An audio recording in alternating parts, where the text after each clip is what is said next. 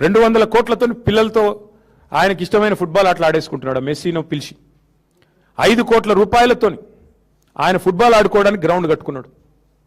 అట్లాగే ఆయనకి ప్రగతి భవన్ అంటే అంత అద్భుతమైన కార్యాలయం కట్టిస్తే దాన్ని వదిలేసి ఇవాళ మరి చాలా విచిత్రం, చాలా విచిత్రమైన పరిస్థితి. ఆయన అంటాడు ప్రగతి భవన్ వదిలేసి అక్కడ 200 కోట్లు పెట్టి ఇంకో క్యాంపు కార్యాలయం కట్టిండు 200 కోట్లతో. దాని కాంపౌండ్ నిర్మాణానికే 19 కోట్లట. కాంపౌండ్ వాల్ నిర్మాణానికి 19 కోట్లు, మొత్తం 200 కోట్లు. కానీ అర్ధరాత్రి పోయి దొంగచాటుగా గృహప్రవేశం. తప్పు చేయకపోతే బాజాప్తా చేయొచ్చు కదా. అర్ధరాత్రి గృహప్రవేశాలు ఎందుకు మీరు మీ శ్రీమతి? అదే ప్రైవేట్ ఇల్లులాగా.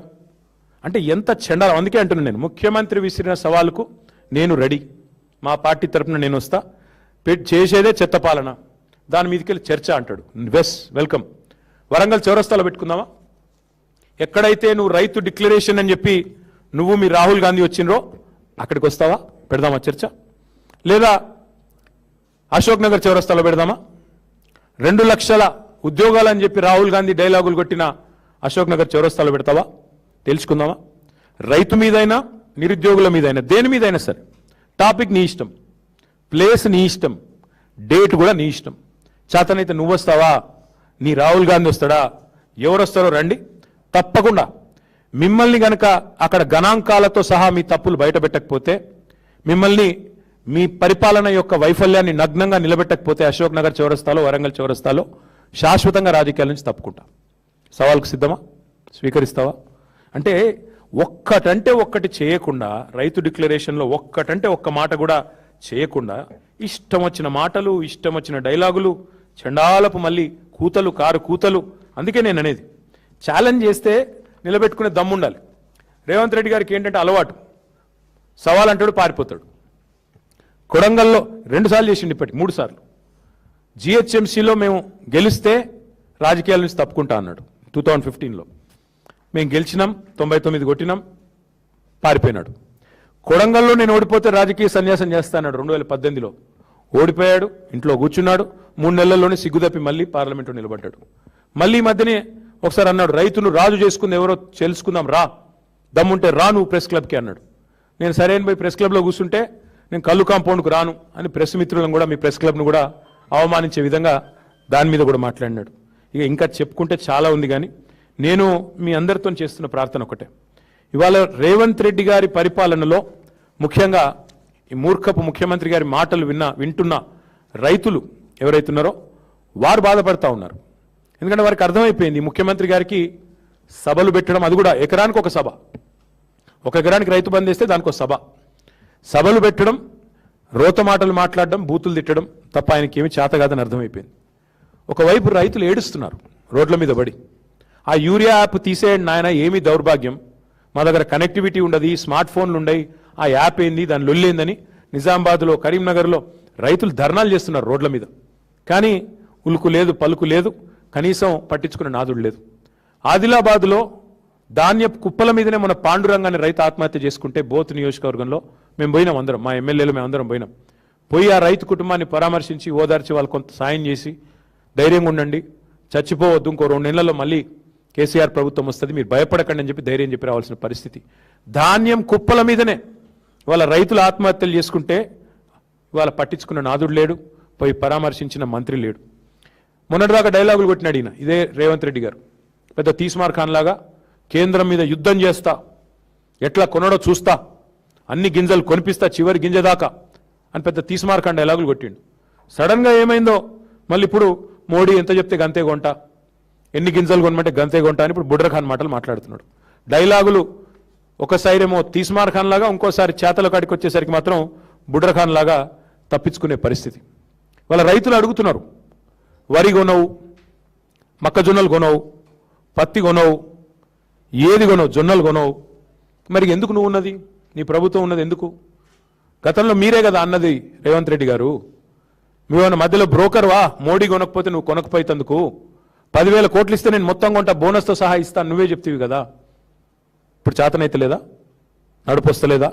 అసలు ఇంటెలిజెన్స్ ఉందా నీకు? నీ నీ నీ ప్రభుత్వానికి ఏం జరుగుతుందో కనీసం క్షేత్రంలో అవగాహన ఉందా నీకు? రైతుల్లో ఎంత ఆందోళన ఉందో, ఎంత అలజడి ఉందో తెలుసా? ఎంత తీవ్రమైన ఇరిటేషన్ ఉంది రైతుల్లో. ఎక్కడికక్కడ యూరియా విషయంలో మీరు చేస్తున్న దుర్మార్గాలు, యూరియా ఇవ్వడం చేతగాక. ఒకనాడు కేసీఆర్ గారి పరిపాలనలో ఆటో డ్రైవర్కి ఫోన్ చేస్తే పొలం కాడికి యూరియా వచ్చేది. కానీ ఇవాళ మీ అద్భుతమైన పరిపాలనలో యూరియా కోసం బారులు కట్టాల్సిన పరిస్థితి, లైన్లో చెప్పులు పెట్టే దుస్థితి. 10 ఏళ్ళు చక్కగున్నది, ఒక్కసారి ఏమైంది అంటే సమాధానం చెప్పే నాథుడు లేడు. మరి మేము అడిగేది అందుకే, మీకు యూరియా సంచులు తెలియదు కానీ ఢిల్లీకి డబ్బు సంచుల విషయం అందరికి మీరు మోస్తారు బాగా అని తెలుసు. ఇంకా విచిత్రమైన విషయం, మేము ఆయనకు అప్పచెప్పింది ఒక అద్భుతమైన దివ్యమైన రాష్ట్రాన్ని అప్పచెప్పినాం. ఊరికే నేను ఇదేం మాటల్లో చెప్పట్లేదు. పర్ క్యాపిటల్లో నెంబర్ 1 తెలంగాణ. ఈరోజు కూడా 4,20,000 రూపాయలతో we're number 1 in the country. ఇది వాస్తవం కాదా? మరి దాన్ని పట్టుకొని దివాలా తీసిన రాష్ట్రం ఎట్లా అంటావు నువ్వు? SOTRలో స్టేట్ ఓన్ ట్యాక్స్ రెవెన్యూస్లో నెంబర్ 1 తెలంగాణ. GSDP పెరుగుదలలో నెంబర్ 1 తెలంగాణ. అట్లాగే దర్జాగా ఉన్న రాష్ట్రాలలో, పెరుగుతున్న రాష్ట్రాలలో నెంబర్ 1 తెలంగాణ. నీకు చేతనైతలేదు. నెంబర్ 1 స్టేట్ ఏమైంది? చివరికి పోయి ఓటుకు నోటు కేసులో నెంబర్ 1 A1కు దొరికిపోయింది. అందుకే ఇవాళ ఏం జరుగుతున్నది? వరుసగా మీ పరిపాలన రాగానే 2 ఏళ్ళు రెవెన్యూ లోటు, మీరు ఇవాళ 2 ఏళ్ళు వరుసగా రెవెన్యూ డెఫిసిట్. తగ్గుతా ఉన్నాయి, అన్నీ తగ్గుతున్నాయి. నేను ఆయన మాట్లాడుతుంటే ఇంకా ఆశ్చర్యం అనిపించింది నాకు.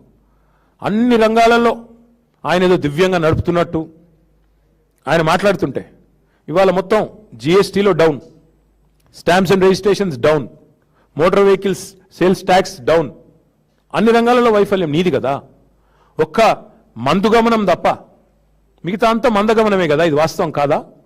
నేను ఆయన మాట్లాడుతున్నాడు, లిక్కర్ ఏదో బాగా పెరిగింది కేసీఆర్ టైంలో. ఇలా నేను అడుగుతున్నా, మరి నీ ప్రభుత్వంలో నీకు అంత ఇంట్రెస్ట్ ఉంటే బంద్ చేయి. మొత్తం బెల్ట్ షాపులు మూసేయి, మద్యపాన నిషేధం పెట్టి నేను ఎవడాపుతున్నాడు? పెట్టు.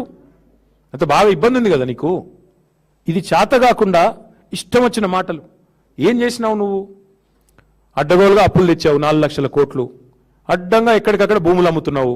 అందులో మొత్తం సగం మళ్ళీ నీ అనుయాయులకు, నీ బ్రదర్స్కు, ఇవన్నీ కూడా.